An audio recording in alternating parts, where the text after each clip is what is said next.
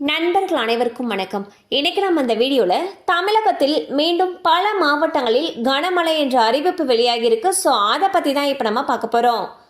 தமிழகத்தில் தென்மேற்கு பருவமழை தீவிரமடைந்துள்ள நிலையில் பல்வேறு மாவட்டங்களிலும் தொடர்ந்து பரவலாக கனமழை கொட்டி தீர்த்து வருகிறது.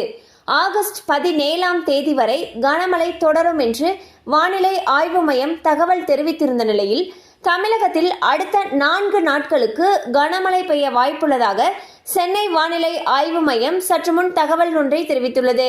குமரி, நெல்லை, தென்காசி, சேலம், திருச்சி, கரூர், ஈரோடு, கோவை, தேனி, மதுரை உள்ளிட்ட 18 மாவட்டங்களில் கனமழை பெய்ய வாய்ப்புள்ளது.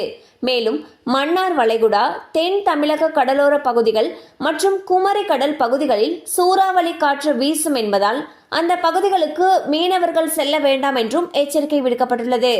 ஸோ பார்த்தீங்கன்னா தமிழகத்தில் வரக்கூடிய ஆகஸ்ட் 17ஆம் தேதி வரை கனமழை தொடரும் என்று சென்னை வானிலை ஆய்வு மையம் அறிவிச்சிருந்தாங்க. இந்நிலையில் தற்பொழுது மேலும் அடுத்த 4 நாட்களுக்கு கனமழை பெய்ய வாய்ப்புள்ளதாக மீண்டும் ஒரு அறிக்கையை வெளியிட்டிருக்காங்க.